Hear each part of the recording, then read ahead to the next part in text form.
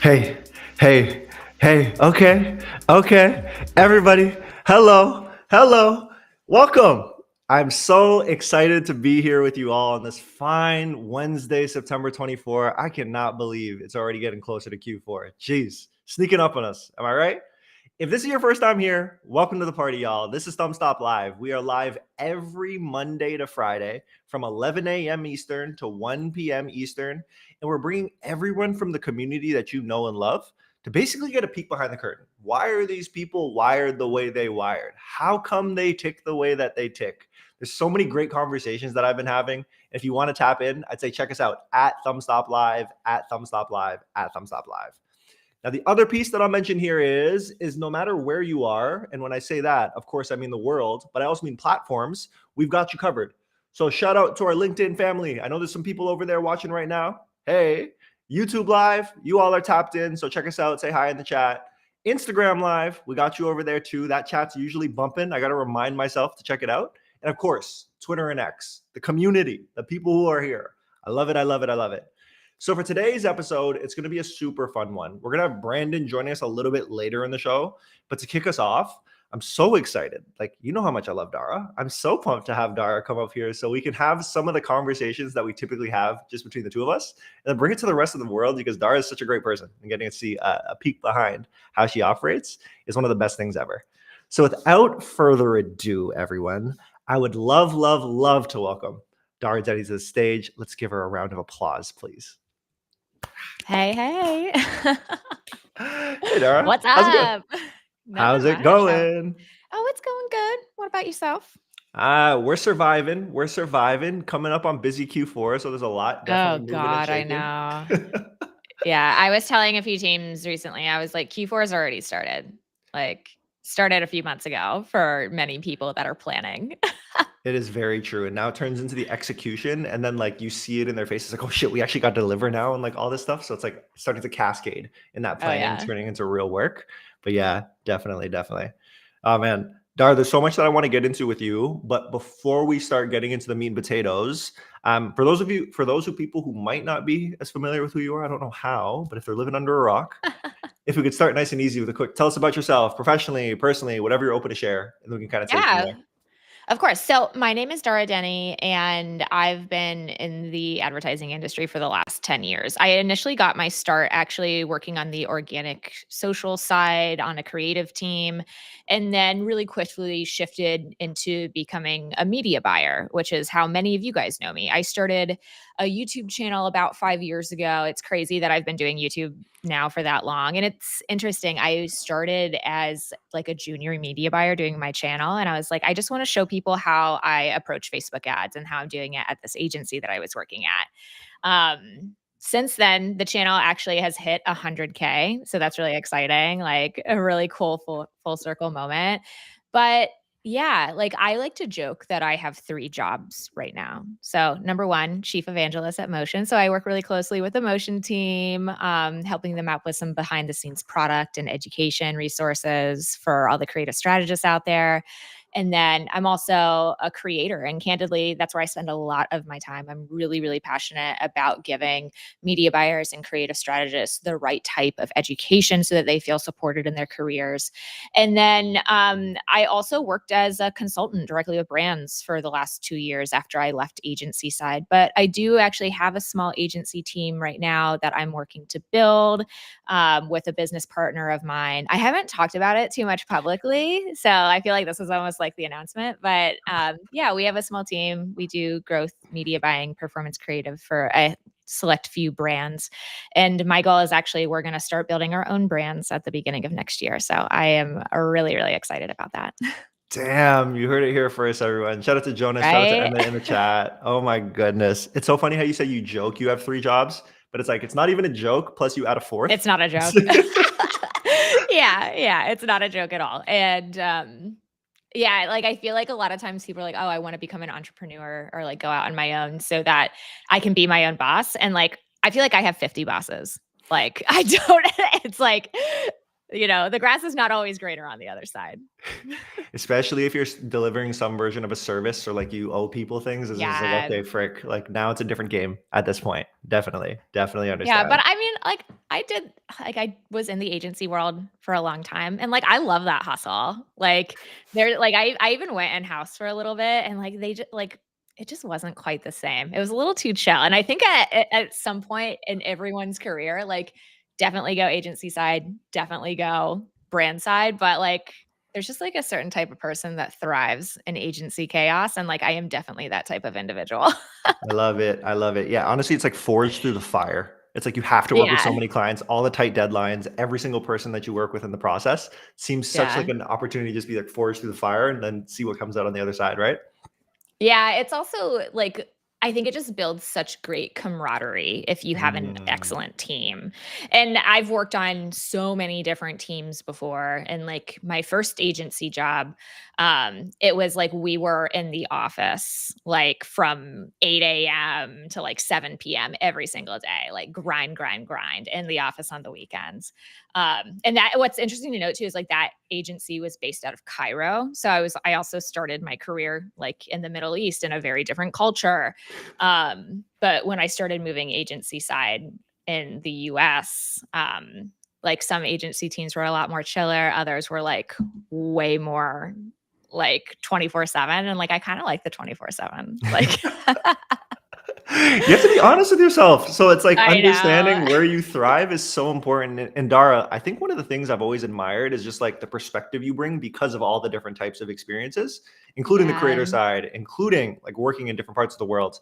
I guess something I'm curious about is just like if we were to go back, did you have a map of your career where you're like, okay, like I 0%. think I'm gonna No. do this? No, 0%.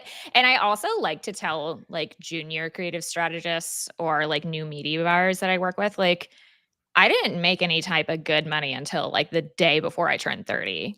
Like, I feel like sometimes I talk with, people who are 2 or 3 years in their career and they're like, I need to make X amount or like my life is over. And I'm like, man, it really like you can reinvent yourself at any point. Like when I first got started in my career after graduating university, like I was going to be a humanitarian. Like, so I lived in West Africa for my first job and then I had a fellowship in South Asia, in India, and then I lived in the Middle East for 2 years. And it's just like, you know, you can decide to like change your life and change your trajectory at any time. And it was when I was living in the Middle East that I was like, okay, I don't actually feel like the work that I'm doing is candidly helping people as much as I wanted, and I wasn't having that impact.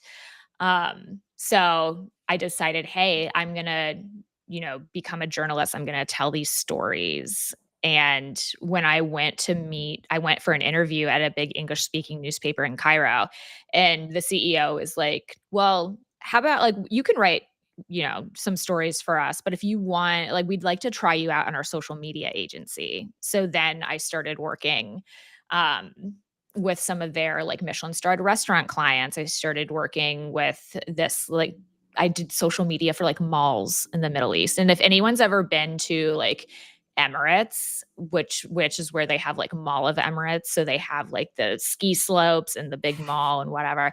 I helped launch like the Mall of Egypt project. So like it's just like so random, but like I helped like do that social media. Crazy. That's insanity. Something Yeah. something I'm curious about because like you fell into it at that point. And I guess what I'm wondering is like you've had inflection points in your career where it's just Mm. been like going from humanitarian work, now jumping into journalism start, but then social media and then your creator life. I guess what I'm curious about is like for you, when you're entering those new seasons of life, does it feel Yeah. obvious when that starts to No, come up? Mm, no, it doesn't feel obvious at all.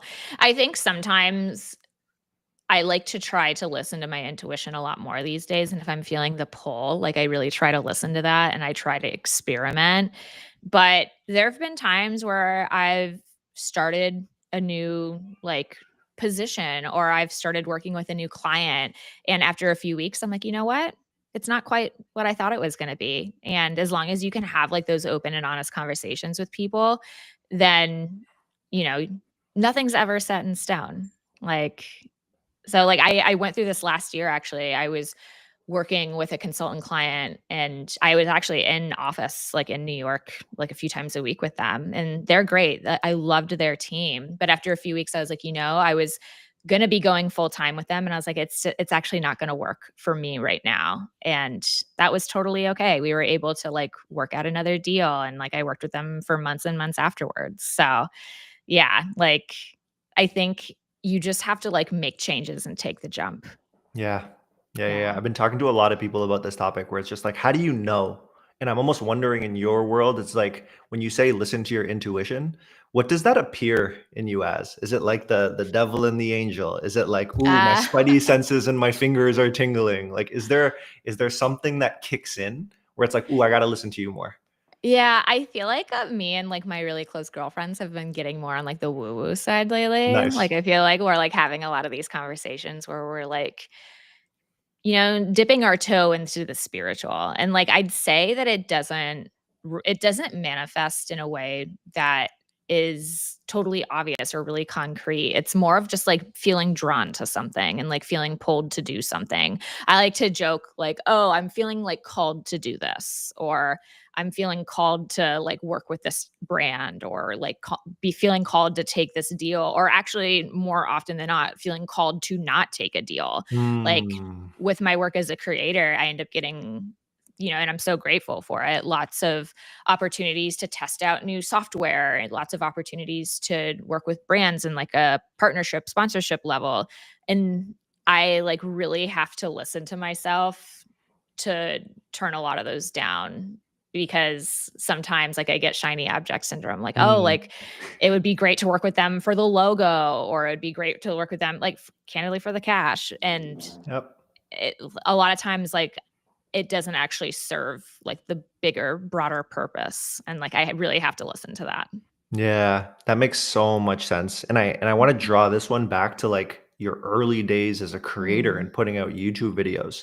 So first question I have there is like when you first started with YouTube, was it pretty clear you're like goal 100,000 subscribers, No, got to nothing. get there. Not at all, not at all, no. Love it. I st I started making YouTube videos during the pandemic in my parents' bedroom because I had been traveling as, like, a digital nomad, like, it was so cool. I had, like, the fully remote job before that was the norm in, like, 2018, 2019. I thought I was the luckiest girl in the world. Like, I didn't have an apartment, I was, like, traveling around with a few of my friends in Latin America, and we were literally driving from Mexico to Peru. Like, we just, like, did that for 6 months, and I was working as a media buyer, and then, like, when the pandemic broke out, I was like, "Shit, like, I can't stay here." So, like, I had to go back home, and I had all this time, and I was like, I've always wanted to start a YouTube channel." Like, I've always been drawn to that creativity,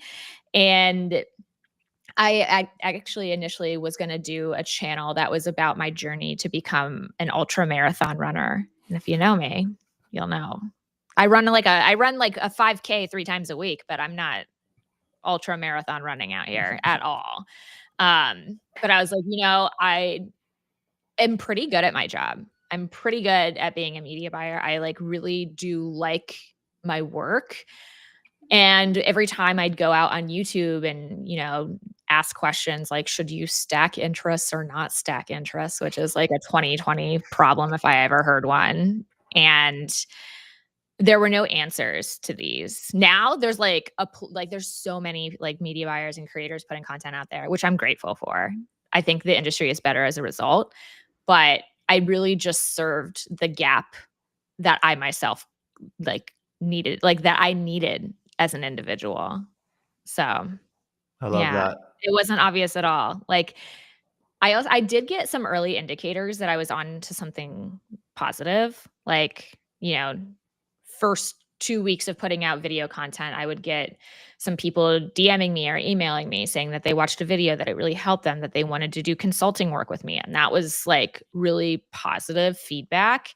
But I didn't really have the plan to like go for the full 100K until I think I hit like 40. And then I was like, yeah, well, we're here now. We're So here now. might as well just keep going. And something that I was talking about this with my EA recently. I was like, I think the only reason I hit 100K is not because I am the most talented creator. It's definitely not because I make the best content. I don't. It's because I'm just really consistent and I show up. I feel like I'm kind of like a buffalo. Like when I think about my work ethic, it's just like steady and like moving forward slowly. Like a lot of creators get shiny object syndrome with going viral. I've never gone viral. So still has worked out well for me. Definitely. Yeah, they always say that hard work beats talent at the end of the day. It's like you could be the most talented person in Yeah. the world, but if you're not putting the work in consistently, then it's not going to pop out. I have a random side quest, just picking up on that drive you were mentioning before the pandemic when you're going from Mexico to Peru. Is there a part of, I forget where it is, like Panama, where it's just like the densest jungle that you can't drive through? Yeah, Like, is you that a can't. thing? Yeah. So we took a plane. We took a Okay. plane. Okay. Like we Okay. like dropped off the car in Panama, took a plane to Cartagena, Yep. picked up another car. And yeah, I always get asked that question. Yeah. But yeah, we weren't going to do that. Okay. Okay. Okay. That drive to Peru from we drove through the Andes Mountain and we would stop like in a town for 5 days, essentially. We would then like in Medellin, we stayed for 2 weeks because we were like, this is great. But we would drive on the weekends and like do this road trip. And then if we found like a town or a city that we liked, we would just like stay. Like we ended up staying in Quito in Ecuador too for a long time. And even Peru, we ended up staying like 2-3 months. So we were gonna do all of South America. And then we were just like, this place is sick. good. Yeah. I'm hanging out. We're good. We're good. Yeah. I love that. I love that. Okay. Good side quest. Now I want to come back to a couple of different pieces. Earlier, you had mentioned it's just like what's calling you at that point. And then we've also tied that to consistency. Something that I wanted to talk to you about, which I think we've talked about offline, is just the idea of passion. So like common advice that people in our generation will get, and I don't know about younger anymore, but what we hear about is like, find your passion, follow your passion, work in your passion. And that's the goal. And I was wondering in your world, if that advice resonates with you, or if you have any other opinions that you'd like to share on that. Yeah, I don't love that advice because I think especially as a young person, you're trying to figure out what your passion is. And it's not immediately obvious. I know even when I was in my early 20s, I had this boyfriend whose sister said, well, I don't really know what, like, she liked me. She's like, I don't really know what she's about. And I was like, I remember just like feeling like I didn't have a thing for the longest time. And I think that sometimes when you're like, just follow your passion, not everyone has that. Like I am very much like a generalist, like by trade. I'm like half good at a lot of things. And now from the outside, it might appear like, oh, Dara, she has like the media buying creative strategy YouTube channel. But like that just came from like compounding efforts over the last 5 years in the entirety of my 20s. Like I didn't really know what I was about. And I think like a better piece of advice is like to follow what you're curious about and to experiment as much as possible. I know too, when I was really like, when I came back to the US to like restart my career essentially in New York, I got fired from my first job after like 3 months. And like, I was working at a small PR firm and I fucking hated PR. I just could not. And like this was candidly like before like the big influencer boom. Like we didn't work with creators. Like I was emailing journalists and like trying to get them to like try this wine that I was working with, like this wine brand that I was working with. And I was so bad about it. I was so bad at it, had such a bad attitude. And I kind of was like, well, maybe just like marketing isn't for me. And after that, I tried to find a job that was like in customer success because I had a friend who was making 6 figures doing customer success in New York. And at 26, I was like, that sounds like a great deal.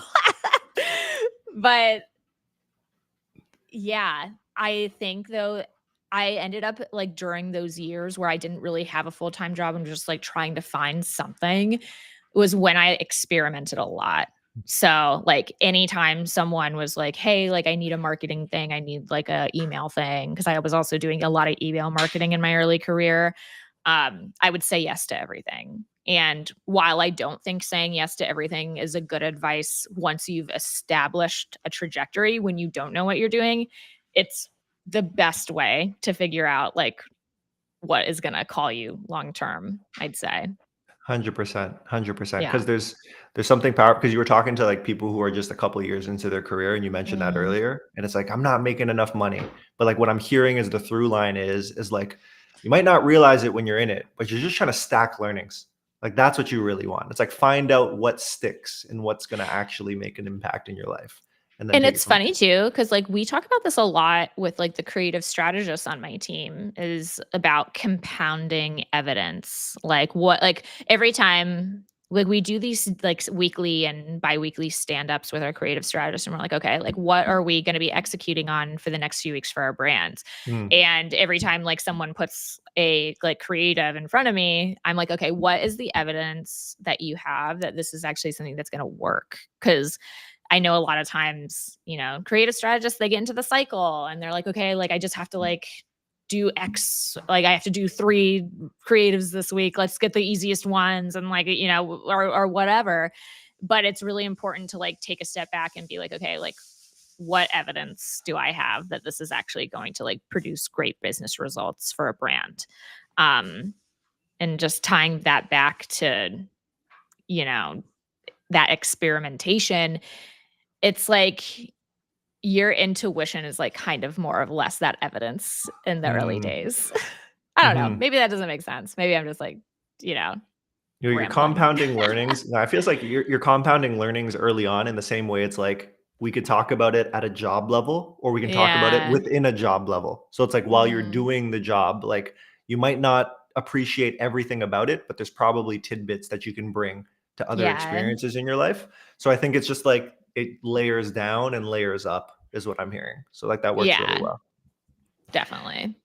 Yeah, I feel like Dara, one of the things I'm thinking about as you talk about the different experiences you have of like, okay, focus on the agency now, building this brand out now, the consulting work there. I don't know if I've ever used this analogy with you before, but I've been using it on the stream a lot more. But it's like when I'm thinking of life these days, and honestly, I need to reevaluate it. But like when I'm thinking of life these Mhm. days, I picture them as light bulbs. So it's kind of like Mm. career, family, partner Yeah. relationship, friends, mental health, physical health, and whoever's list can continue on.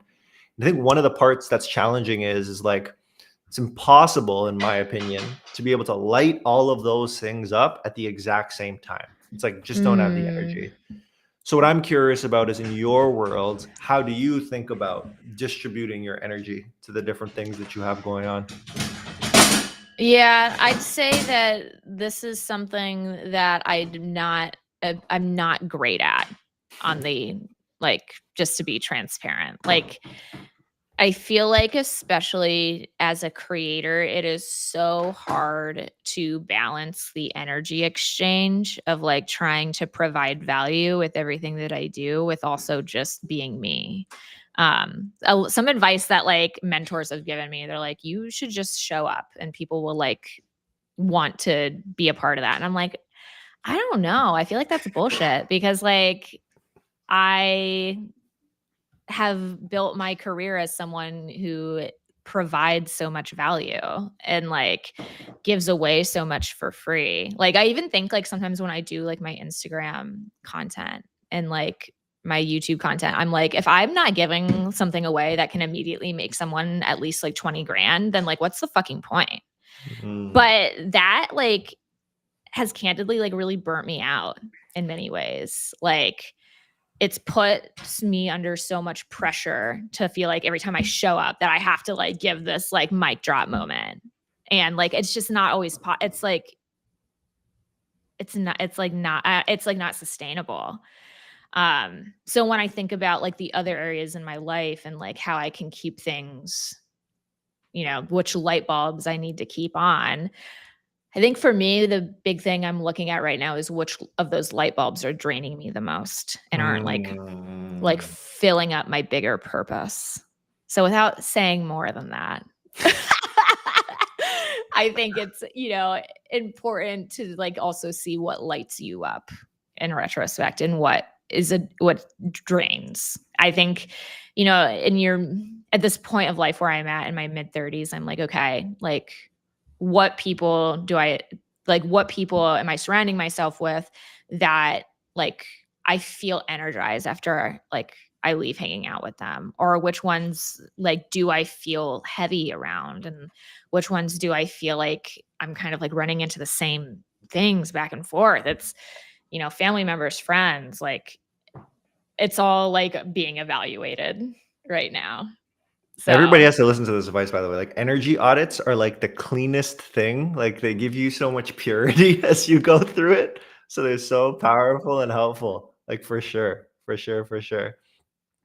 Dara, one thing I'm wondering about is like I pulled up one of these tweets of yours oh going way no. back a little bit. First thing everyone says is, "Oh no," but it's never that bad. Okay. 'Cause Let's see. It might be. I feel like I used to be a lot more. I pulled up a good one Wow, here, 2021. right? I'm Jeez. in the archive here. I'm in the archive. Damn, you went deep. But right at the end of the year, I used the Passion Planner last year, but kind of wanting a new productivity slash task management tool. Any suggestions? So Saying why? that I used the Passion Planner was a really kind evaluation for what I did. I probably wrote in that thing 3 times. So, geez. Fair enough. But that is one thing that I am curious about. Like, so there's two pieces to it. The first Yeah. part that I want to start with is just around some version of goaling. So it's like, are you the type of person who will sit down at the beginning of the year and be like, I have this goal I want to accomplish, then it breaks down into quarters, months, days? Or do you vibe it out a little more? How do you think of the world? Definitely vibe it out a little more. I will say something I did last year that I really loved is I attended a workshop with Grace Clark and Lisa Popovici, two really good friends of mine. And we did like our planning for the year in November. And I was like, first of all, nothing made me feel more like that girl when I was like, I'm already doing my fucking planning when you guys are doing Black Friday, Cyber Monday shit. So like, and that was mostly just like mood boarding. It wasn't like, you know, mapping out every little detail. It was more like, what do I want my next like year to look like, and more importantly, feel like? How do I want to feel in the next year? And really honing in on that. And then I did another session again with Grace Clark Nice. for Q2 planning. And I found that to be really, really valuable. But again, like I should never be asked on like organization stuff. Like again, I am like a buffalo. I am just moving really slowly and consistently with like this YouTube and with client work and stuff. Like I definitely need to be way more intentional. And I think this year was like a big learning year for me because like I had been doing everything alone for the most part in my businesses and really felt like I was since I'm a creator, I'm the only one who can do a thing. And it was my big goal this year to like bring people into that ecosystem. So like I hired an amazing EA. I've hired designers and creative strategists and like video editors to like help me produce the content that I make. And also just like really trying to hone in on that like team building aspect of what I do, because I was in the cycle of burning out like every 3 months. So building the team has definitely helped that. It's helped me like go into those little burnout holes a lot shorter and less deep. So, you know, I have a Huge. lot of things I'm going to be trying out next year that I'm really excited about. And like I That's feel like I awesome. have a better foundation for it. That's awesome, Dara. But yeah, in terms of planning, could be better. I'm a type B, like I masquerade and like, mask as like a type A person, but nah. I definitely want to get back to the team planning stuff, but like why I ask these questions that I do is because in the Mm, same way that you put pressure on yourself of like, okay, every single video needs to deliver value and creates that yeah. loop. A lot of people in the audience who might follow you, who might follow us, like put that same pressure. It's like, holy shit, Dara's killing it. Holy shit, somebody's killing it. Right. But it's like, Yeah. it's so cool to see the human side of it. It's like, nah, I vibe it out a little bit. I got my mood boards. I'm focusing what's like where it gives me energy and what isn't. So I think there's a relatable element that I really hope to create in things like this. So I appreciate it. Yeah. I sincerely appreciate it. Yeah. I've been I feel like lately I've been trying to like keep it more like real with my audience, because I've been attending a lot of events like over the last 3 months that I know I met a lot of you at Meta Performance Summit back in June. I've attended like 5 other events in the last like 6 weeks, and like one question that I always get asked is, "Oh my god, like how do you do everything? How do you keep everything together?" Like, or a lot of creative strategists will like ask about how I got to a certain point in my career. And I don't want to like mask that I'm keeping everything together, because I'm not. And I think that, if people like for people who have actually worked with me, they're like, oh yeah, like the work is good, but like I'm not perfect. So I'm really trying to like build up a team so that I can just have like a better like product and workflow for the people that do work with me, because I do I have a lot more that I want to give this industry, but I've been trying to figure out like really what that is, and like what they Mm, want and like what the industry wants. It's not like totally sure to me. mhm, mhm. Yeah.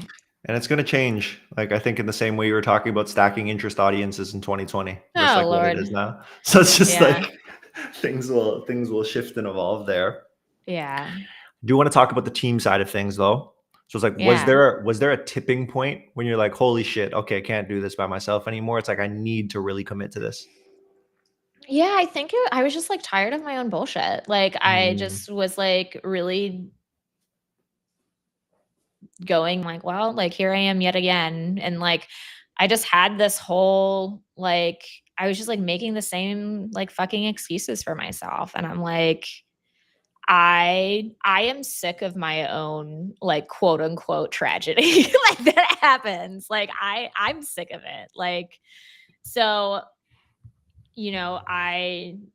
it happened in a big way, I think earlier this March, April, and really began with me like being like, okay, I'm not doing anything until like I hire like a great assistant, a great EA, and like she's fabulous. So that has been a really big unlock. But also, a decision I made at the beginning of this year too was like, I don't want to do like one-on-one consultancy work anymore with brands. Like I was only able to really work with 1 to 2 brands at a time.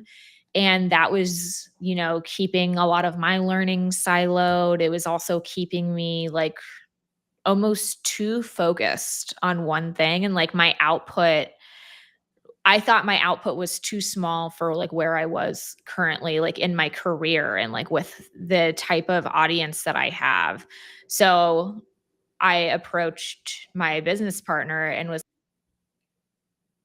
like, listen, I have more leads than I know what to do with, and like a lot of brands that I want to be able to work with.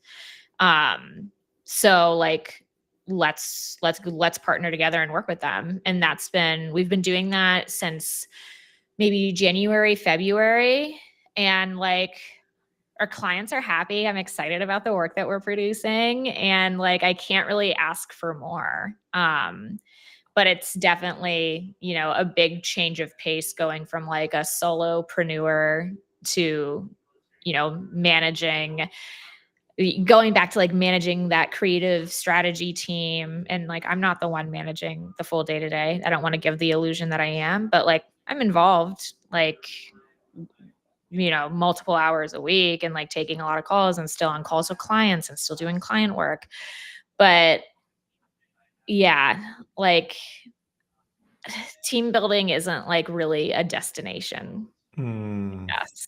It's very much like a long-term process. And, when I was at my old agency Thesis, I managed a team of it could be anywhere from like 10 to 20 people at any given time, depending on like what part of that experience you want to zoom into. But honestly, the management and like team building aspect was the hardest part for me. So I'm just constantly like relearning and trying to develop that skill as much as I can. Which part did you find the hardest? Because like in my mind, it gets split up into like finding the right people. Then there's like working with Yeah. the right people, getting them set on the direction. Then there's also just like the emotion side of it that comes with it. I think it was really hard for me back then to I definitely got like wrapped up in like the emotional side of like managing a team. And that was really, really hard for me. And it was really hard for me too to, I'm kind of like I'm like a recovering people pleaser. Mm, And having to more like hold people to a standard that they weren't already holding themselves to was like really difficult. And then there were like personality conflicts, which was just the biggest fucking waste of time, but like often took a massive hit on like my morale, their morale. And like, it was tough, man. Like, I think some of my bigger regrets actually from the agency was like, I wish I would have had some like training or at least inspiration for like how to be a better leader. And I still find that that's something that like I'm really trying to work through right now and like figure out what people really want from that experience, how I can deliver it to them. And I think a problem I always notice about myself too is like, oh, I always feel like I need to jump in and like solve people's problems. And sure. like, I'm trying to like really resist that this time around. For sure, for sure.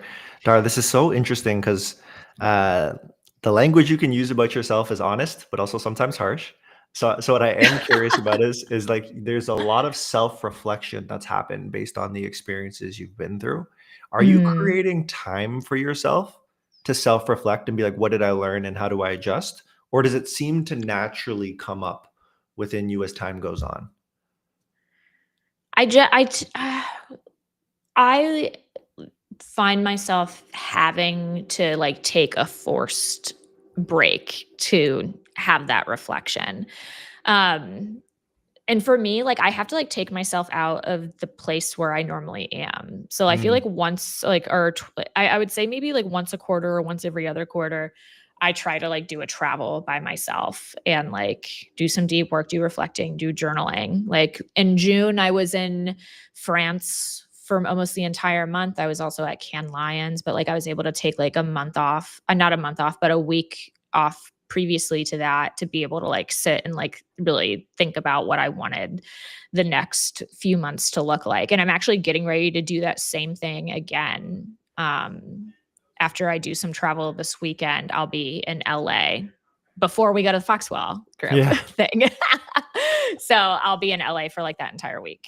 And nice. I plan on, number one, like doing some deep work around like the course that I'm going to be relaunching for people. And then, um, also just like figuring out like what I really want to contribute to this industry and like what's the best way for me to show up.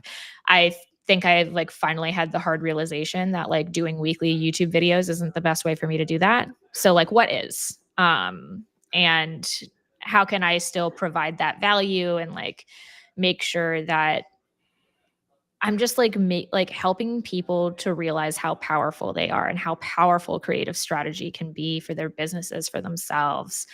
Um, but you know, can't do everything in one day. For sure. For sure. No, I love that. I personally get so much anxiety when I don't have the clarity or I'm not moving towards clarity. So it's just Mm, like the self-reflection is so necessary, or else I'm just like, oh God, what's happening? I'm being pulled in so many yeah. directions.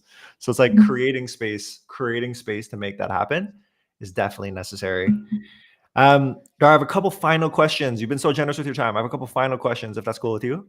Yeah, I got 2 minutes. Okay, 2 minutes. Then I'm gonna do one. I'm gonna just do one. Which one do I want to pick? Which one do I want to pick? I think the one that I want to pop into here is like you've talked about mentors' advice to you, but I'm curious.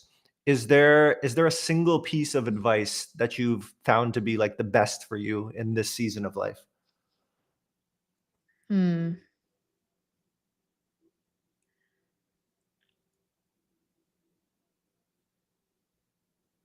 If anyone wants to give me advice, I'm all ears. Um, good advice. Hmm.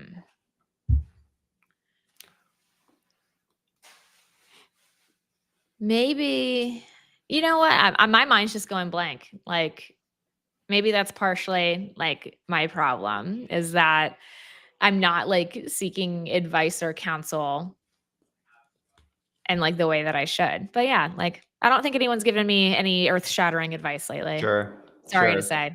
No, it's so I whenever I ask questions like this, I always try to like guess based on our conversation what it might be.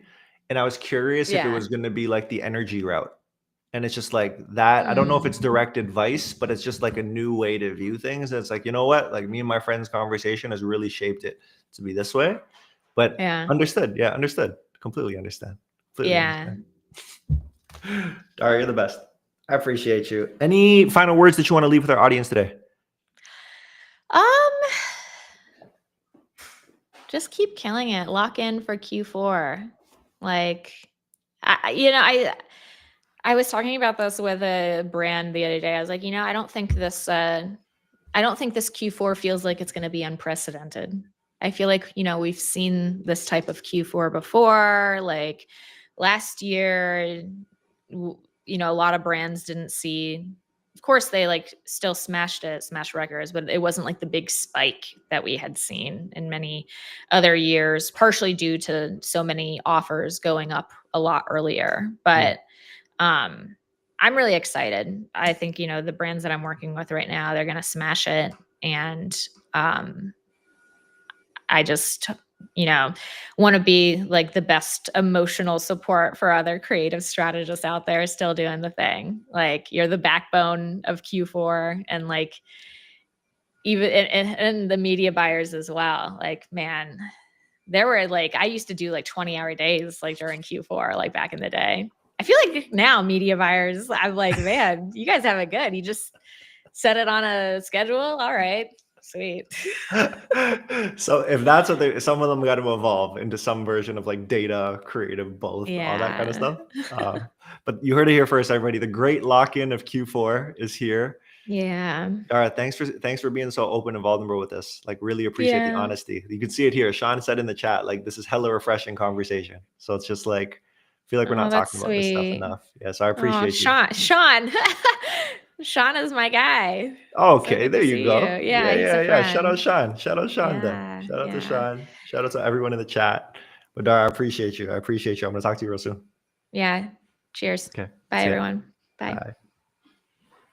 Bye. Everybody. Yeah, Sean said it. Sean, we gotta link up then. What the hell? You and Dara are friends, but we gotta link up at some point. But it's one of those examples of just like it's why I always intend to ask tactical questions and I actually never end up getting there because it's just like these are things that I'm naturally curious about too, right? Like from the outside looking in, Dara has her big YouTube channel. Everyone loves and respects her in this industry. But it's like she'll share the open and vulnerable stuff. It's like with this season of life, like where should my energy go? It doesn't always make sense for it to be the same things. How do I want to evolve, and like what does my business start to look like when it's not just me and it's a team? Like there's so much in there where it's like what I try to remind myself and our community, it's like we are all real people. We might be extreme on these social media platforms because that's what you need to like work with the algorithms. But in our souls, like we're real humans, right? And like this is what starts to come out of it. So it's like these are the types of conversations that I ultimately start to have the most fun with, honestly. So like I appreciate you all for jumping into the chat, having conversation. In about 15 minutes or so, we're going to have our next guest join us. And our next guest, we're switching it up a little bit outside of our like D2C ecom bubble. And we're going to bring Brandon. So Brandon is ex Shopify. He's a product guy in his soul. I think there's going to be so many cool learnings because like, first of all, Brandon's like real as hell, like awesome guy based out of Toronto. And he himself has had a really successful career at Shopify and is like a lot of mental models to be able to frame up how you can start to approach your career in life. So I'm excited to have that type of dialogue with him, in all honesty. But everybody, if this is your first time here, as a really quick reminder, this is ThumbstopLive, y'all. Now, you might be wondering if this is your first time checking it out. What is ThumbstopLive? So ThumbstopLive is our daily show. I host it on Monday to Friday from 11 a.m. to 1 p.m. Eastern.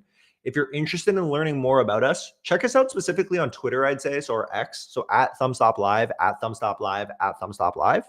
We post a lot of the updates here is why I call this one out. But what I will say is, it's like we see it in the chat. There's people joining us from all over the place. Our LinkedIn family, what up? So happy you're here. Andrew, I see you over there. Who else did I see earlier? Stacy was over there. A bunch of the squad was over there. YouTube Live, that's what's up. Jonas is over there too, so appreciate you guys. On Instagram Live, I got to check the chat. That's my own reminder. Jeez. Yeah, people talking over there too. So shout out to our Instagram Live family over there. That's awesome. And then, of course, Twitter in the building. So Emmett, you're here. Chris, you're out here. Sean, you're out here. You know what I'm saying? So everybody's here. We make it happen. But why I call this out is if this is your first time to the show, in between guests, I always got to make sure we take care of ourselves. I'm not just bringing the conversation. I want you to all have your physical health too. I'm being selfish. It's really just me. So what I mean there is like, if you're lucky enough and you have a standing desk, or if you have something where you can just like stand, come on now, stand with me. Stand with me. Please rise in this process. Why I bring this up is because I have these notes for myself. So it's like I try to build daily repetition and like create process that way rather than like big grand goals or anything like that. And one of the sticky notes that I have for myself here is that I got to remind myself to stretch. You know what I mean? And then the other one that I have for myself is that I got to remind myself to stand and walk. Because if I don't do this, guess what? My neck and back are going to hurt, and then I'm not as effective at work. So it's just like I gotta have those daily reminders. So if this is your first time here, like I said, welcome. It's time. Get those stretches in, y'all. Oh.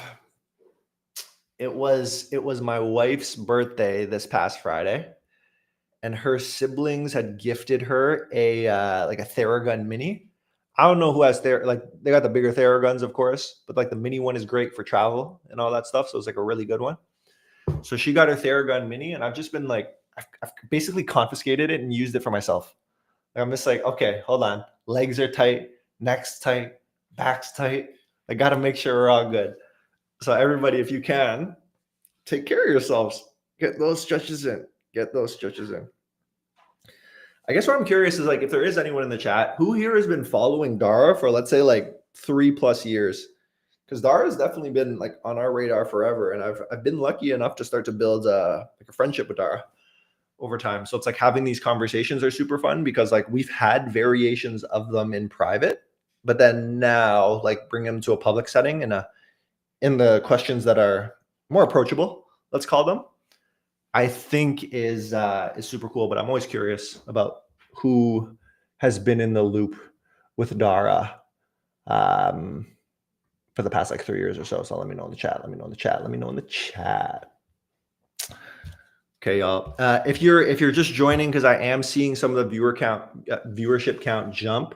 If you want to catch Dara's section, zoom on back to the beginning of this thing. Her and I got into a bunch. We got into her journey and through entrepreneurship. We got into her opinion or her approach and opinion on being able to build out teams, focusing energy audits, understanding what serves you and what doesn't, and trying to make a bigger impact in the industry than she currently is. So I think there's a lot to be able to learn from there. And if I'm real, like Dara just was super open and vulnerable in that conversation. Like she, you all saw it. Like she was, or if you didn't, zoom on back. But she was very open about, hey, what am I good at? What am I not? Right? It's just like, where do I fall in these different things? So hearing that perspective is always refreshing in my mind. Always refreshing in my mind. Oh, all right, y'all. So for ThumbstopLive, we are going. Sorry, I'm just reading messages on my end now too. But we're going to have a couple other sessions this week too. So why I bring this up is that yesterday, Sarah Levenger and myself, I don't know how many of you are familiar with Sarah, but Sarah and myself, we actually did like a live call-in show. So there was a phone number that we were able to create and we had people dial in and they were asking questions, but we're also going to do something where we have our show on Friday so more people can dial in. But it's not just going to be Q&A based. It's also going to be, hey, share a story. Like, is there a Black Friday, Cyber Monday memory that can't escape your brain? Is there a nightmare experience you had on the fulfillment end that you wish to never live through again? Was there an ad that you put so much love into, but it just ended up flopping that you're like, holy crap, this is horrible. Like, what do I do? Basically, we're going to use these call-in sessions for, of course, to answer questions, but also trauma bonding along the way. It's like, we've all been through some shit. Like, let's make sure we're going through the shit together. We need community in this experience. So I think it'll be super fun. Okay. Fantastic. So I bring that up because on Friday, that's when the second call-in show is happening. So if you are free at 12 p.m. Eastern, 9 a.m. Pacific, if you're in London though, because Sean, I think you're in London, that's 5 p.m. your time. Hit us up, get the calls going. If we blow up the phones, I want to bring more and more people to join for those sessions to be able to answer questions. So I think it could be a really fun session along the way. But yeah, y'all. Yeah. So what does that mean for this week then? That means on Monday, I had Molly Collins. Oh, Fitzpatrick now. So had Molly Collins join us from Bumble, where she spoke all about her experience, specifically on the performance creative end, how she learned data for the first time, and how important ops became in her life. Yesterday, myself and Sarah, we got into that call-in show like I was just talking about. So we had 6 callers ask some absolutely incredible questions along the way. Today, as you know, we've had Dara bless us, and I already recapped Dara, but we're going to have Brandon, who's going to be joining us in a little bit where we start to get into his brain. Tomorrow, we have the one, the only Connor Rolane from HexClad. He's going to be joining us. So be sure to tap in because I've been waiting to get Connor on here. It's going to be so much fun, but we're going to have Connor joining us. And then on Friday, we are running the call-in show back. So that's when, like I said earlier, not only a chance to ask questions, but to share your stories. So much fun. It's going to be so much fun. Everyone, if you at all know anyone else in our community that you'd love to hear from, or you yourself might be interested in joining an episode of ThumbstopLive, what I will say is shoot me a DM. You can always hit me up and I've got your back. It'll be a good time. And then we'll be able to have conversations like I talked about with this week, where we had Molly on earlier, where we got into the operational side. We had Sarah on with the call-in show. That was absolutely incredible. Dara and Brandon joining us today. Connor tomorrow. And then, of course, Sarah again on Friday, where we're doing another version of the call-in show.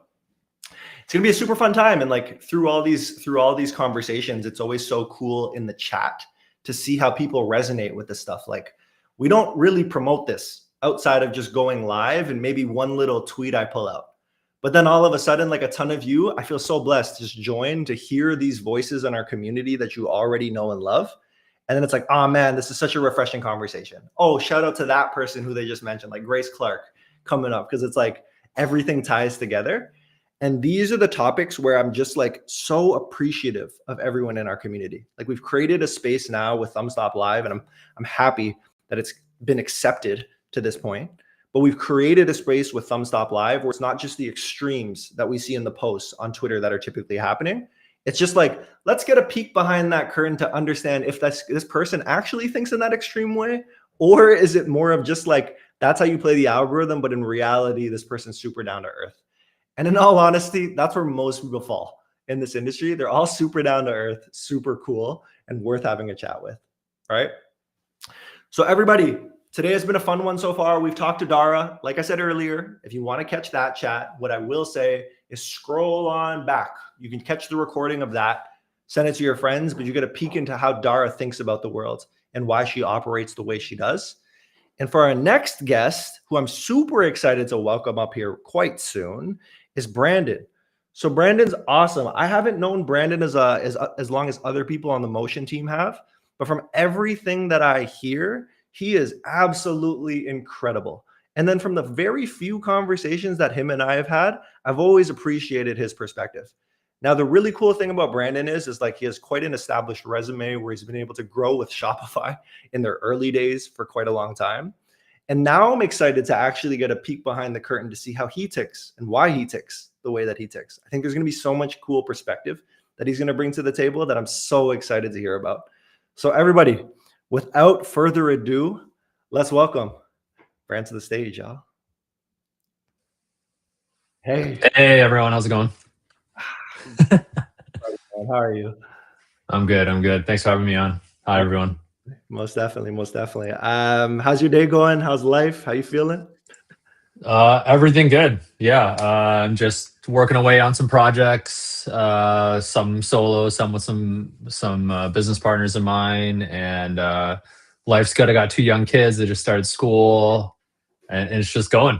It's like good rhythm right now. And I love fall. I love fall in general, and the weather in like Toronto and Canada is like amazing this time of year. Yeah. Let's see how long fall actually sticks with us before it gets too cold. So we gotta knock on wood on that one just to make sure. Totally. But I love it, man. I absolutely love it. Brandon, there's so much that I want to get into with you today. But before we start getting into the meat and potatoes, for those that might not be as familiar with you, I wonder if we start nice and easy. Quick, tell us about yourself, professional side. You shared some personal already. Anything you're open to share, we can kind of take. Sure. Yeah. I'm born and raised in Toronto. I went to UT actually as well. And out of university, I was kind of born into the era where people still wanted to like work on Wall Street and stuff like that. And so like I had a degree in like finance and like capital markets and stuff like that. I started my career out at Kraft Foods actually, which is a really weird place, but basically we would model out and forecast like the prices of commodities that are input costs to like literally Oreos and Kraft Dinner, but they buy it on the scale of hundreds of millions of dollars. So like forecasting out what the commodity prices would be and then hedging those was an important part. So I kind of like lived my first 3 years in Excel, but I think I knew really early on that like it wasn't going to be a long-term thing for me. It was just too structured, basically. And so I started bootstrapping something on the side with an ex-classmate of mine. His name's Derek Fung. He's the founder of a company called Drop right now. Yep. And we were bootstrapping that, and we ended up building this company called Toonsy in Toronto, which, you know, as 2 first-time like tech entrepreneurs, we had to learn everything from scratch. I kind of learned like lightweight how basically web development works and whatnot. And it was a 3.5-year process before we sort of like soft landed and sold to a company.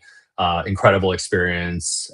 Really like the first time you sort of remind yourself that like, hey, even though you went through school and you're doing this thing and you're in your career now, you can still learn new things and grow and be a completely different person. And I think that stayed with me since then.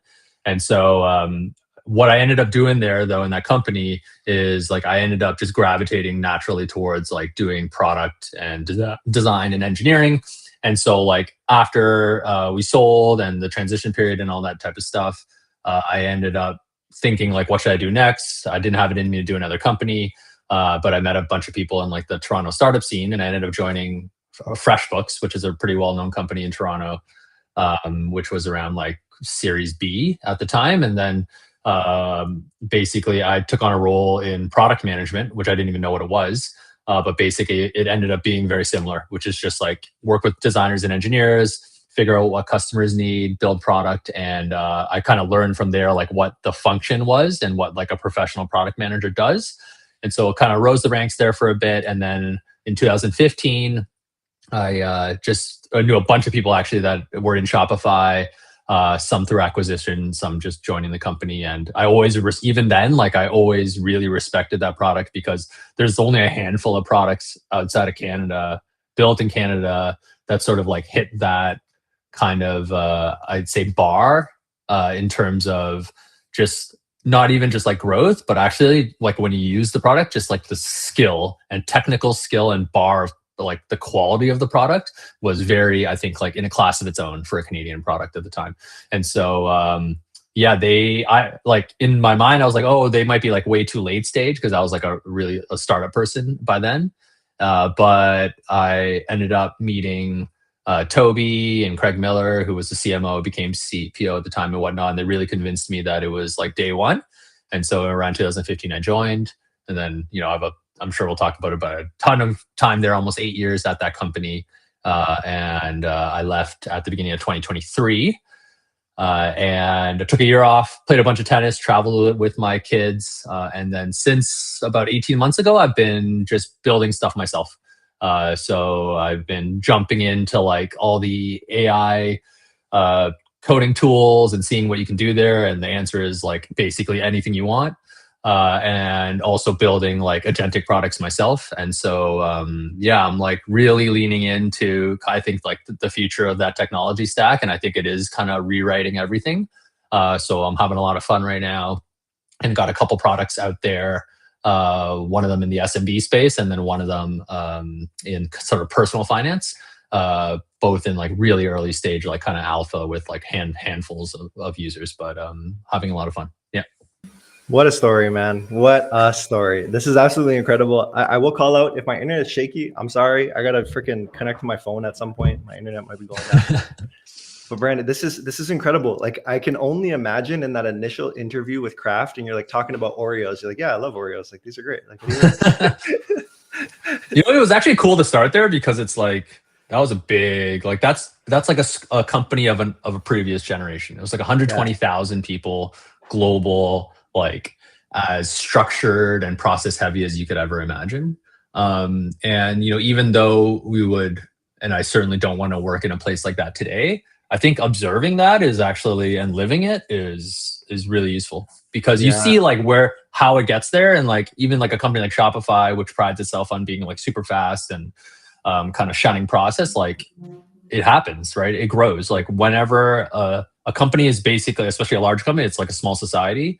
And those things like creep up. People need structure and hierarchy too. So it's not all bad. It's just like how it becomes bad over time when it gets like overdone and people forget like why something was implemented in the first place. So it was interesting to start there. Yeah, for sure. No, I was lucky enough to start my career at like Manulife. So in the private market side of things. Yeah. So it's like seeing it in the same way. I found to be super appreciative of that now, especially in startup land. But the first question that I have is where you started with that conversation was just like, I was born at a time and I graduated at a time where it's like people still want to be on Wall Street. So the big question that I have is like society often points you in a certain direction. It's like, be this way, do this thing. And that's what success starts to look like. And I guess what the question I have for you is like, you identified pretty quickly that there was too much structure and too much of that going on. And then you had to break away from that to say, I'm going to do my own thing. My assumption here is, and correct me if I'm wrong, is that that's not always an easy decision to be able to detach from like where society is pushing you. So what I'm thinking about is like, if you were talking to someone earlier in their career who might feel that right now, it's like, how did you start to identify and be okay with saying, I'm going to do this my own way? There are certainly like some leaps of faith along the way, but I think like the way I did it and maybe even the practical approach is sort of like take incremental steps when you can towards basically hire agency. Like that, like to me, that's always been the arc. It's not even necessarily about like, you know, I dream of becoming like a Steve Jobs or some like crazy famed entrepreneur necessarily. I love building things. I like having impact. But I think like the root of it is just, I have like a character trait of like, I really value agency. You know, and I think like over the years, and it takes you a lot of time to even like realize that about yourself, or like what is the reason that's making it tick. And so I think when I was at Kraft, I just knew that like, you know, the way that those large organizations work is it's very structured in the sense of like, you'll do 2 years in this role and then you'll get a promotion, and then 2 more years and you'll get another promotion. And then you need to, you know, say you started in finance, and you got to do a stint in like marketing and then sales. And then once you do those things after 5 years, then you get a promotion. And so it's very, very like tracked. And that scared the shit out of me, I think, when I really realized it, right? It's like, oh, I'm going to be 65 and life is over, or whatever. Not life is over, but just like my life flashed before my eyes. And so I think like from just that internal locus of like towards higher agency and like not, or just wanting to like explore the world and to have an interesting life and all that type of stuff, you just try to find whatever's around you that's going to move you towards higher agency, in my case. And so in this case, it sounds like a really big leap, and it was like, you know, I took a well-paying job that I was doing really well in, actually, and I literally took no salary for 3.5 years until we sold, and then like I took some capital from that, but nothing life-changing. And so it was a really big risk, but at the same time, I was like 24, 25, and I didn't, you know, risk is different at that age, right? And so I think like if you're young, also, I think to realize that you have a lot of life to live. You have a lot of chances to fail. And the other thing is like, there's no absolute failure in this game. It's not like you try this thing and then if the business doesn't succeed, you're like, it's as if you wasted all those years, even if the business doesn't succeed. Because in my case, like really the business didn't succeed. We ended up paying back our investors like 1.5 times their investment after 3.5 years. And we basically made back like salaries that we never even took, like less than if we had stayed at work. So like from an economic perspective, it was a huge fail. But the adventure that you have, the personal growth that you have, like it's hard. You can't buy that, right? And that completely changes also the opportunity set that is in front of you after. And so after the startup, you know, you have another choice, which is like, hey, should I just continue down that path? But it's like, well, also like I was getting married at the time, and like, okay, I probably should get a paycheck and be a little stable for a bit. And I'm also a little bit tired after doing a startup for 3.5 years. And so, okay, how do I find a job that is higher agency than when I started, that I can still learn, right? But I'm still moving towards that path. And how can I like get more and more agency, kind of like playing within my risk tolerance at the time. I think like that's a weird way to think about it. But I think like I've lived most of my career in life that way. It's just like, you know, I'll just keep progressing towards that. And like, I'm very happy with where I'm at now, obviously, that I can like take a big bet, like obviously saved. I did well at Shopify, was there right time, like very lucky in many ways, worked hard too. But then now I have agency to like take these shots. And, you know, as much as there's always a draw of like a big job offer here, and like it's harder to work on things by yourself when you're used to like being in the limelight at a big company, at a big role and all that type of stuff, like remembering that like the agency was always the thing that you sought. And so, you know, even as an exec at Shopify, it is like a very fancy job. Like really, like people like know you, like in the office and outside of the office. You have a big voice and presence in the world and all these types of things. And you're like steering a really impactful ship that you can actually create a lot of change in. It's an amazing job. But I always, you know, there's always times where it's just like, oh, don't forget, it's not your company. Right? Because there are times where like you would do something instinctually for whatever reason, whether it's business strategy, whether it's like a moral perspective, et cetera, and you would do it differently. And like those times remind you, right? That like there's a limit to the agency that you feel, and there's a cost even to this. And so, you know, my dream as I go up the agency tree is like, okay, could I get to the same level of, let's say, like I guess like career status or whatever, but with higher agency, so that I can actually like be more sort of authentic to who I am. And that's sort of like what I hope to do if I build another company. It's like, if I could ever get to something even close to Shopify, it would be incredible. But then if I could found it, that would completely change how I would view something like that, right? And so, that's a very long-winded answer to what you asked, but I think like that's how I've kind of thought about it throughout. I love that so much. I love that so much. There's a couple follow-ups that come to me there more on like the personal side, then we can jump back to the professional end. On the personal side, the first thing that I think about in here is like goal setting. So it's like, the typical question I ask is like, are you the type of person who sits down at the beginning of the year and says, by the end of the year, this is what I want to accomplish? You break it down into quarters, months, days, like that type of stuff? Or do you vibe it out? But I think like, I'm so curious to know if agency was the goal, like, was that always the North Star that you had clarity around to optimize for? I think at the time and during, I would never articulate it that way. But I think when I looked at like the foundational reason through a whole like career of decisions, that has been the through line. So I kind of realized that in retrospect, but then now I really realize it because like every day I'm making a choice to like go down an agency route, a high agency route versus like lots of great career prospects and stuff like that I could do in the tech market or whatever it may be. And so when it comes to goals, I think I never was like, even as a kid, like when you get like those agendas and like planners at school, like mine is always blank.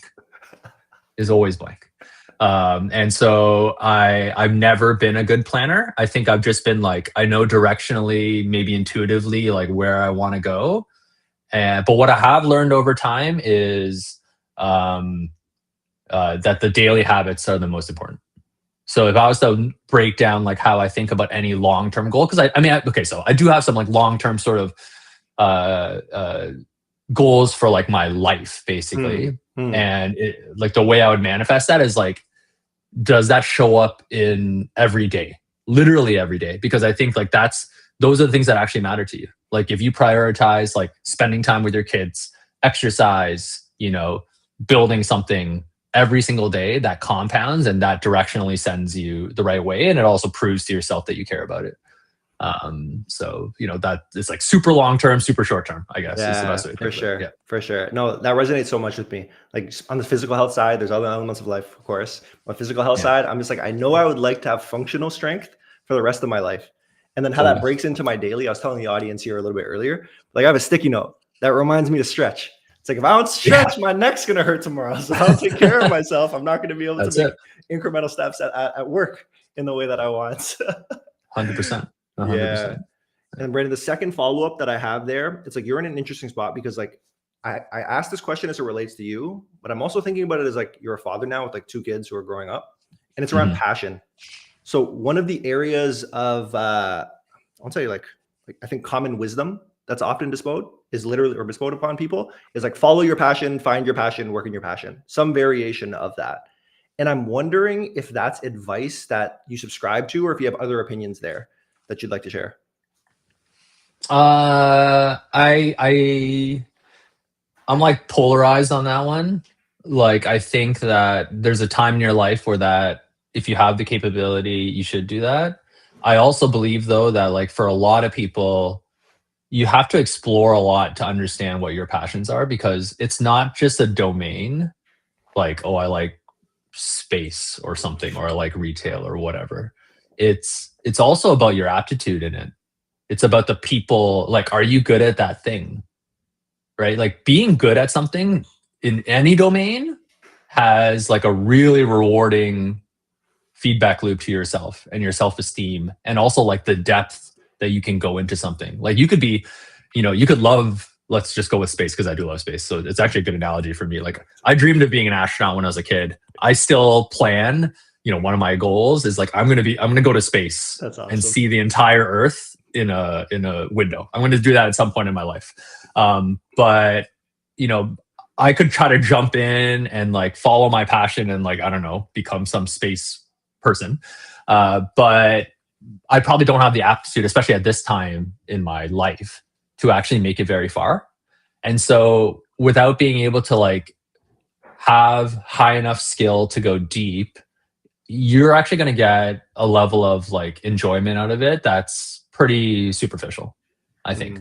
And so like the counterbalance to follow your passion is sort of like also find out what you're good at too, try a bunch of different things, and then try to search for the intersection of like a domain you really are passionate about for whatever reason, but going into it in a way that really leverages what you're good at, because then you can actually go far in that. And I think like going far and deep and being, you know, at the frontier of something is its own deep sort of reward. And that is like where passion to me like really, really matters or really has a deeper meaning. Because like to do anything big, like it takes a long time. And if you can only ever stay surface level at something, like it's just not going to be fulfilling. Everything gets boring to everyone at some, you know, over some time period. And so if you can't go deep, if you can't go far, it won't be as fulfilling. Yeah. Does agency overlap with this? Like, do you think that if you have agency but still trying to find passion, or like you're not sure what that might be yet and you're collecting skills, it feels like you can still push forward. But I'm just curious if it's like, I think it overlaps because it's like your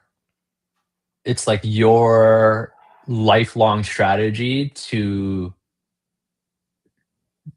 work within the areas that you're passionate about in a way that's deep, right? Like again, with I'll just keep using the space example because it's like real. It's like, it doesn't make sense for me to try to like join NASA because there's just no chance.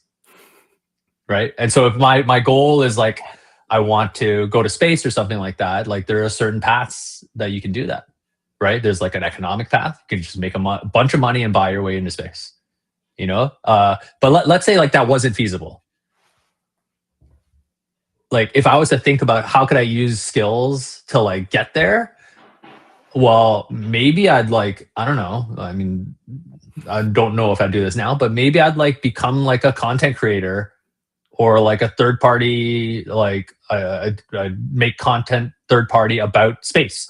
And like my goal is actually to become like the most mainstream voice in like, I don't know, amateur space like interest or in that community. And then maybe one day like SpaceX will email me and say like, hey, do you want to come up and write about your experience in space? We want to send you up to space. Like that is a actual plan, like a high agency plan to get there. And that sounds crazy, but like you can also imagine that could work. Right? Because it's pretty fucking hard to get into space. But you know, that might be one way you could wiggle your way into it. But how could you do that if you never like learned that you could actually apply any of those skills? You know, and so like it's where like figure out what your strengths are and what you're good at, and then you can actually almost always creatively find a way to like get to almost any goal by leveraging those strengths, as opposed to trying to just like walk in through like the obvious path, like basically like do an online application to it, like which will never work. You know, and so I think that's where the intersection comes. I love that. It's like two columns. It's like, what are you great at? What are you good at? And like, what do you like? And like being able to marry those things together get a lot more helpful. It's so interesting. The example that I often share on the stream is like, I played basketball competitively up until my first year of university. Then I'm just like, I'm not tall enough. I'm not big enough. I'm not gonna be able to do this. And like you said, I would have classified my passion as the domain of basketball. I said, basketball is what I am passionate about in the scenario. And then what ended up happening is like, when I stopped playing, it was a question of like, okay, who am I? And everything that comes with that.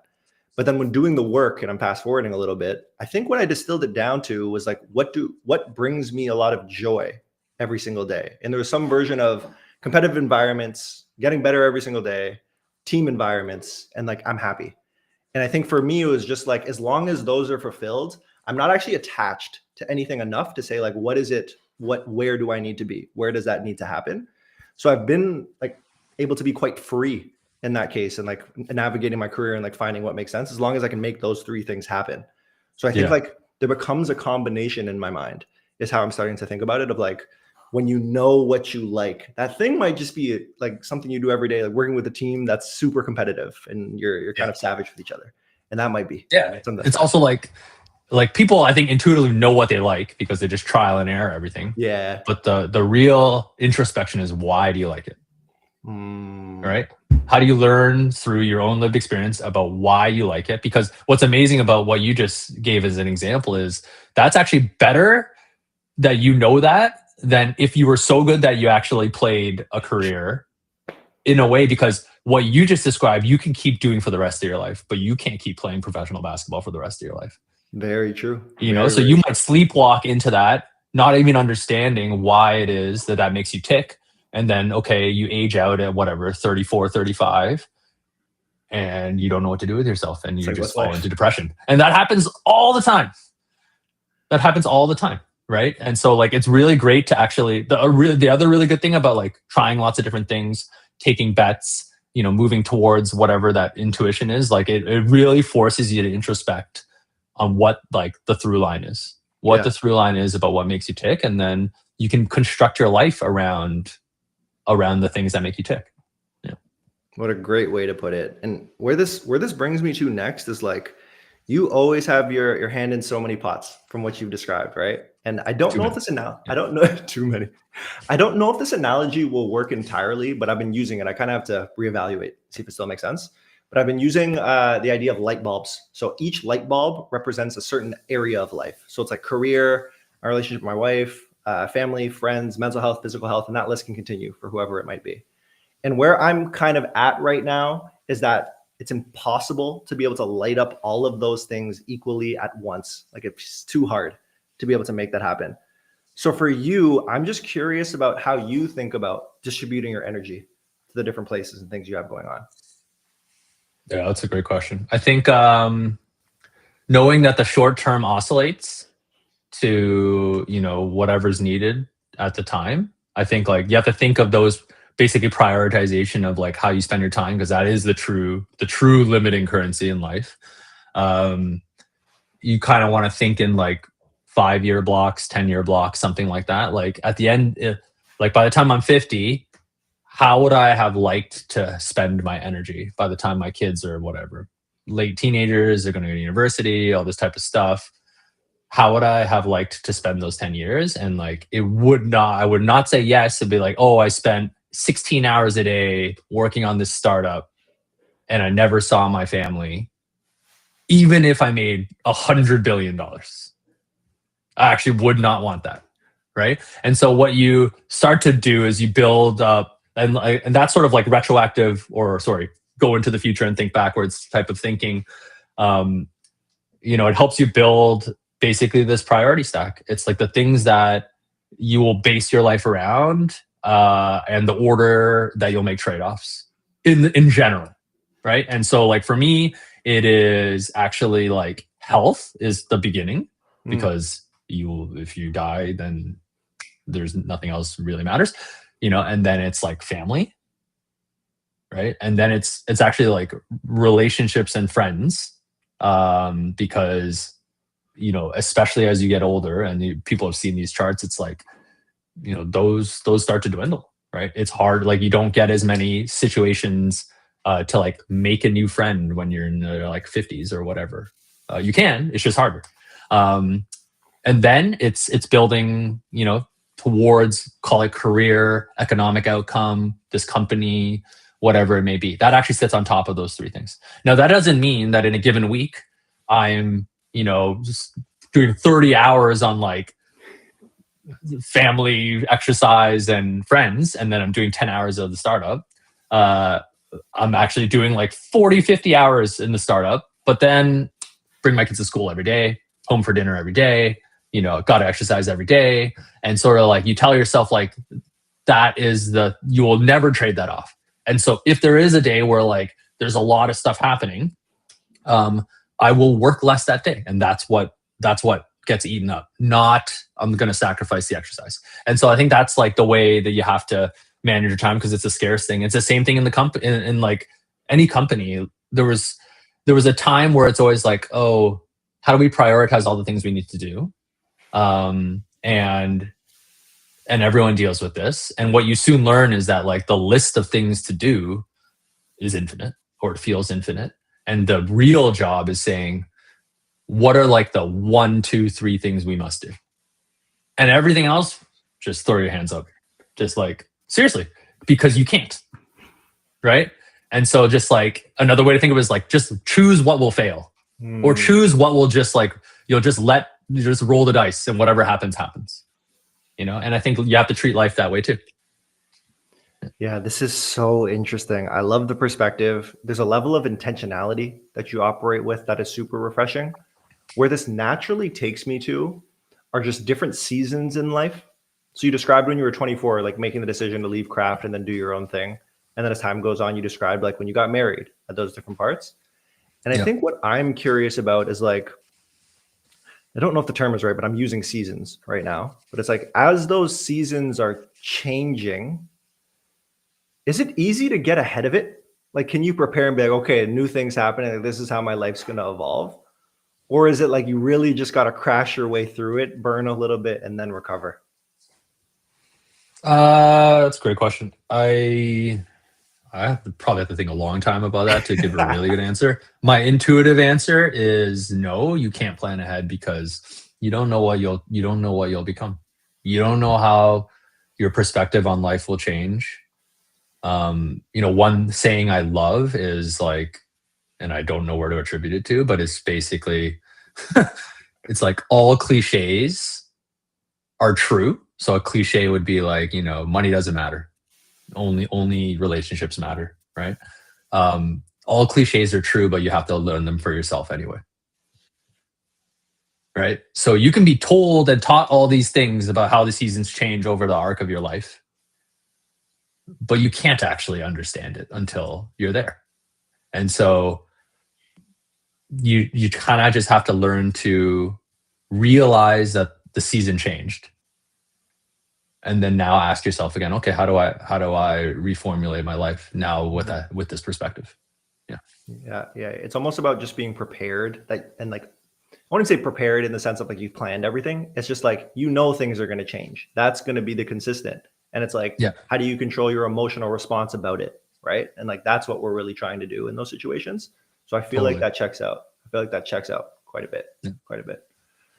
Where this naturally takes me next, in all honesty, is like, and I want to jump to more of like the professional side than anything. Sorry, I got down the rabbit hole here, and it's like those are always fun topics for me.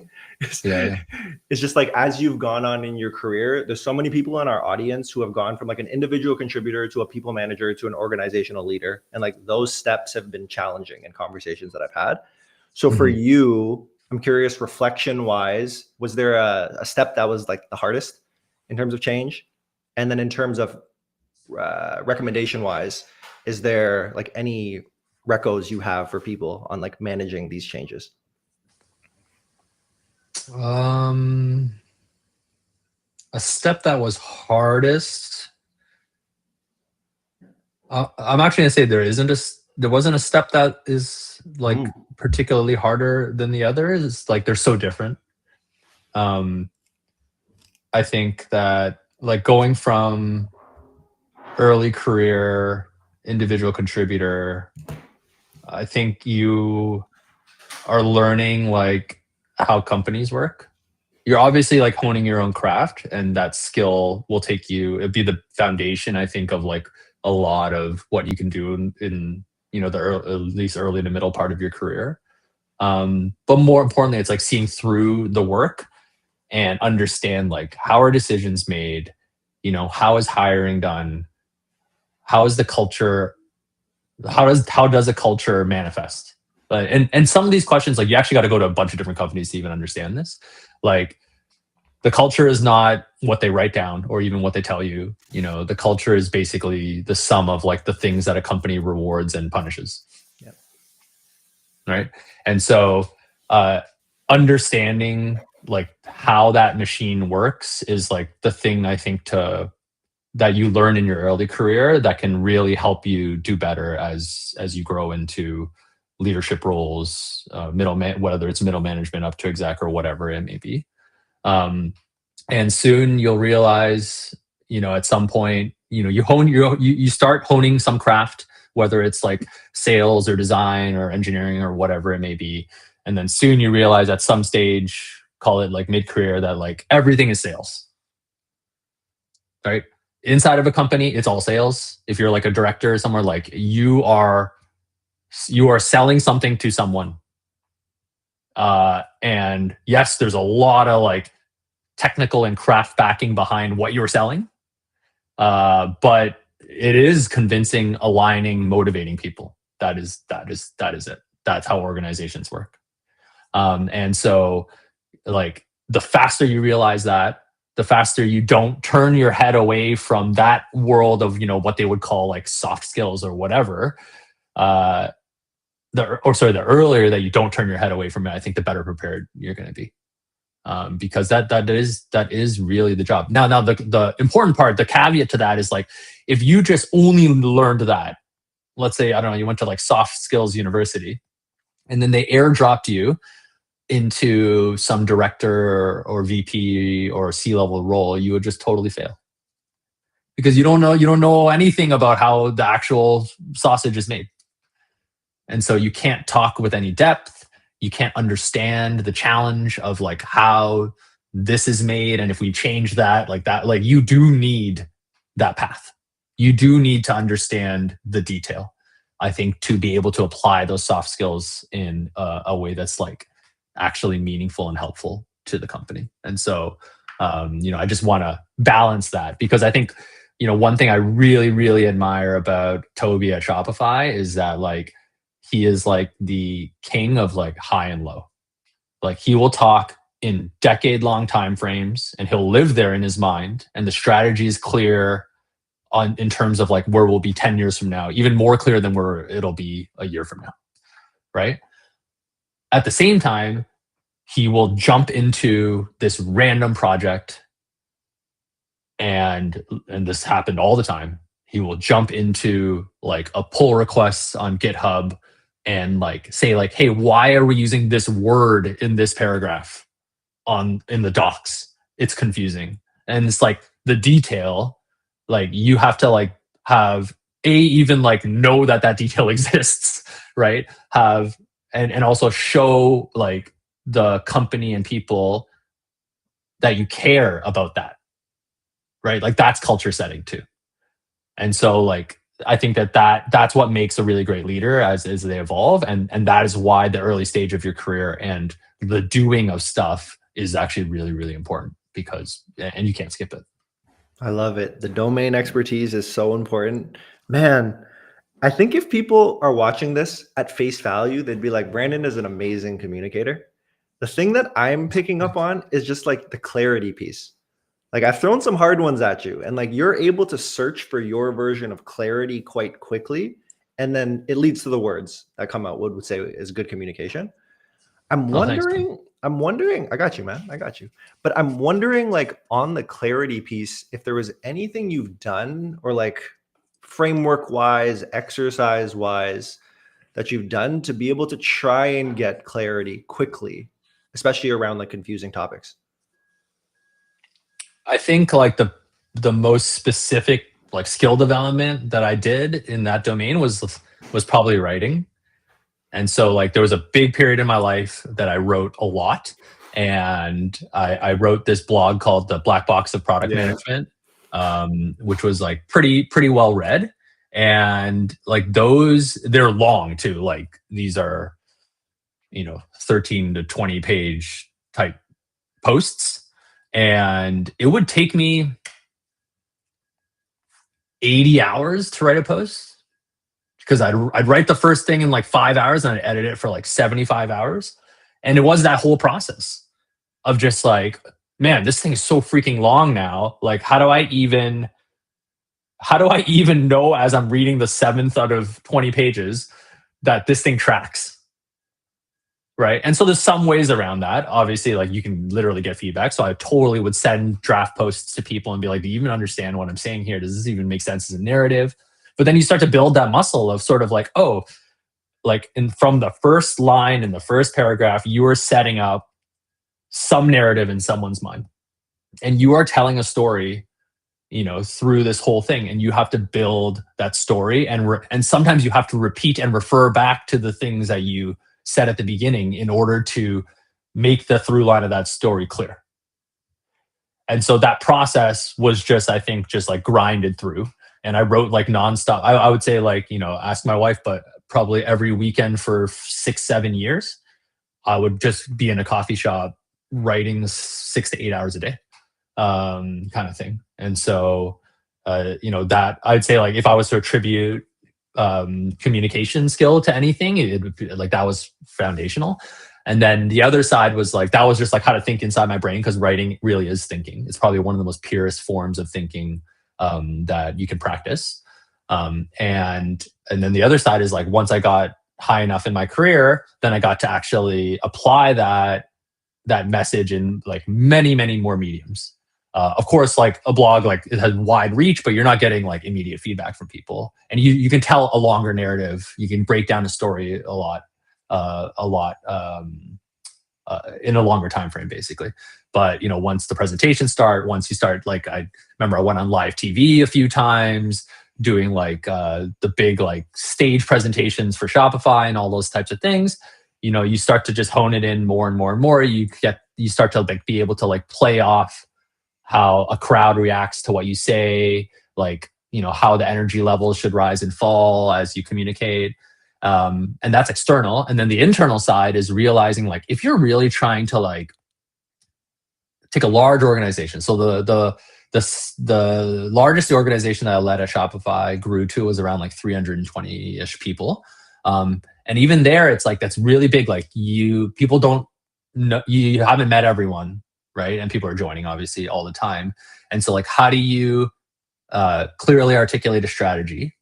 That's one thing. Can you even say it one time well that people understand it, right? And not just like memorize it, but they understand, just like we talked about, like the why behind the arc of your career or whatever it is you do. Can they understand the why behind the strategy, right? How did we get to this conclusion? What assumptions of the future do we have that make it so that this strategy actually accomplishes our goal, right? Can you say all that is one thing. Can people retain all that is a completely other thing. And so one of the hardest things that I had to teach myself over time is like, as ridiculous as you feel, saying the same thing for the literal 100th time, like you just feel like a tool when you're up there every week saying the same vision over and over again with as much enthusiasm as you can. It's like, we are going to do X, because these are the values and like you feel ridiculous, but you have to do that. You have to be a broken record about those things, because it shows two things. One is like, it does reinforce to people just, by saying it so much. Two is that actually like, oh, people are like, oh, he's not joking about that. Like he's actually saying it over and over again, and everything we're doing, we're actually relating back to that thing. So because so many people just talk so much shit, and there's so much strategy all over the place, right? The larger the company gets, it's like what's actually matters or not, right? So reinforcing those things kind of proves that point. And then also when you're in a growing organization, it's just like, don't take for granted that there's people that only joined like a week ago, right? And like, so you have to just keep doing it. And so like that's probably like the latest or the last sort of like big lesson I had around that leadership was just repeating yourself until you feel uncomfortable. And yeah, man, I could not imagine a better answer on both fronts. Clarity of thought, clarity of presentation, leading orgs. That was incredible. Brandon, you've been so generous with your time. I do have a couple final questions for you, if that's cool. Yeah, go for it. Yeah. Amazing. So the first one, I have to pull up a tweet because like this one gave me chills when I saw it. I'm just like, oh my God, I love this so much. Okay. This one right here. Remember, that's you once dreamed my of youngest the son, life you Jaden. have Yeah. now. Jaden, shout out to Jaden, man. Oh my gosh. Just talk to me about like these little moments. Like, how do you pull yourself out of what can be seen as just like, I don't know, the mundane is, yeah, play with my kid. Okay. But then like be able to appreciate exactly what's happening. That's honestly like, that's just because I did it this one time doesn't mean I can do it, is one thing I'll say. You know what I'm saying? And like, even still, I posted it, you know? So like the first thing I'd say is like, put the phone down. You know? So it's kind of hard to say that as I tweeted it. But it is like, it's this, you know, anyone that's ever do you do meditation or anything like that? Have you ever, it's just like, it's being present, man. Like that is the lifelong challenge, I think, for almost everyone. You spend 90% of your life in the past or in the future, you know, in the past, regretting what you did or trying to relive something amazing. In the future, anxious about what's to come, or maybe hopefully excited, or both. And once you are told that and you start to introspect and be more aware of your own thoughts, you realize how much of your life, like, you're not actually where you are. Your brain is over there. Yeah. And you can spend hours over there or over there. And you contrast that. And having kids really helps because you contrast it with a kid and they are here. They are here. And you see just like how, like, you know, things just roll through them. They just like, it's a beautiful day. Remember when you were a kid, like every day felt so long in a great way, you know? And now you can have a whole year and be like, what happened this year? Like nothing happened. So much of it is that you're actually not present. And so, you know, I don't know any necessarily advice on how to get better at it, but like, because I think it's a lifelong journey and battle. But I think even being aware, catching yourself when your thought is just like you're out of this world, is the beginning. And then from there, it's like you find the things that like keep you focused. And like for me, my kids is a huge one.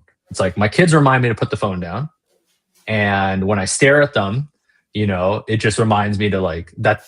I just see how present they are. And then it reminds me that I should enjoy this moment, you know, because it's, you know, my kids are 6 and 4. I'm probably 5 years away from them never wanting to hang out with me ever, you know? And so it's true. Like you should enjoy it. You should enjoy it right now. And, but I offer no advice on like how to necessarily get there. I think everyone's journey is going to be different. Yeah. Love it, man. I love it. Last question I have for you is I ask everybody who comes up here the same question because I basically want to clip it together at some point. It should be super cool. If you don't have an immediate answer, all good. Throw it to me first. I got your back. The question is, I'm wondering, do you have a favorite quote? And if so, what is it and why? Oh, okay. I'm going to throw it back to you. I can't do something on the spot. Yeah. I'm sorry. Yeah. So my quotes change with the seasons. And the one that I'm going off with right now is a Derek Jeter quote. The one he says is, preparation builds poise, poise builds confidence, confidence changes everything. Preparation builds poise, poise builds confidence, confidence changes everything. So it's kind of like in everything where I'm working with my team or if I'm working on it individually, it's like I will not skimp on trying to be prepared for the situation.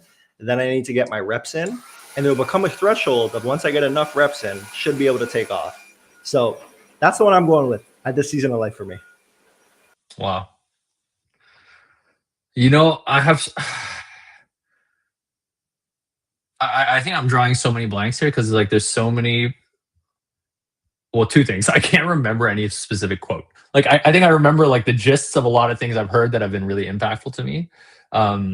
Like, I mean, what I can remember, but it's like, okay. Don't worry. I put too much pressure on it. No. It's not pressure. It's pressure. Because I just think like it is an amazing question. Everyone has such a different perspective. I love like Naval's tweet, I guess, which was like the only measure of intelligence is if you get what you want out of life. I think like that's such an interesting like perspective on just like what a life should be about or could be about. And it's sort of like this internal locus of control versus an external locus of control. So, you know, maybe I'll throw that out there, you know, as my answer for now. But if I had some time, you know, I'd come up with some bangers. I love it, Brandon. I love it, man. Do you have any final words for our audience? Final words? You know, I'll do a plug actually. Okay. So I'm working with a friend we're very early in it, but we're working on a product for basically like service businesses, really small ones. So people that bill for your time, if you're like a freelance designer, a solo lawyer or something like that. And we're looking for basically like design partners. So we're looking for people that will work with us to sort of like take a totally new view of what it means for a small business to operate in the world of agentic AI. Our vision is sort of like, you should be able to stay small organizationally, but grow to the size of like 100-person company right now, because AI should be able to do so much of the back office operations. So we have a product running right now called every.ai. That's the domain and the name. But basically it helps you do things like have a lightweight CRM to manage your client list. It ingests like your email and your calendar, your Google Drive stuff to like understand business context. And then it'll like help you send estimates and proposals, invoices, get paid. And like the whole idea is like an AI will just automatically do all this stuff preemptively for you behind the scenes, so that you can basically just sell and provide the service to your clients, because I think that's the thing that, will stand the test of time. And that's also like where all the value's made. And so, if there's anyone out there who wants to be a design partner with us, we have an interesting sort of model in mind, is that we want you to like commit to our software. And we'll build a lot of stuff. So if it doesn't do X, Y, or Z, like that's part of the process. And we'll pay you $1,000 to use our software. So obviously the software is free, and we're going to pay you $1,000 for 1 year if you can come and actually just help us figure out how to make it an incredible thing for you. So if you can reach out to me or whatever, I'd be really thrilled to work with some people on that. And it's pretty cool, actually. So every.ai. Yeah. Every.ai. And I'm so happy you did a plug. So many people just forget. They're like, no, man, cool. This is great. Thank you. And I was like, yo, plug yourself. Damn it. What do you mean? I got to do it for you now. So I'm so happy. I'm so happy you guys. I'm so happy.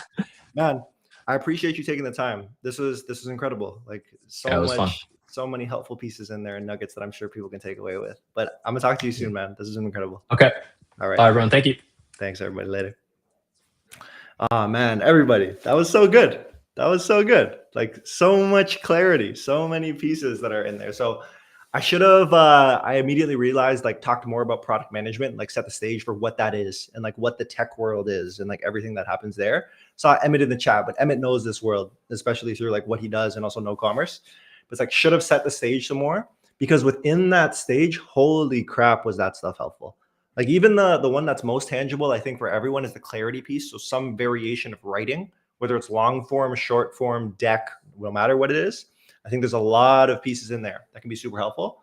But everybody, I'm fired up. These were two really great conversations with Dara earlier, and then Brandon taking us home on this one.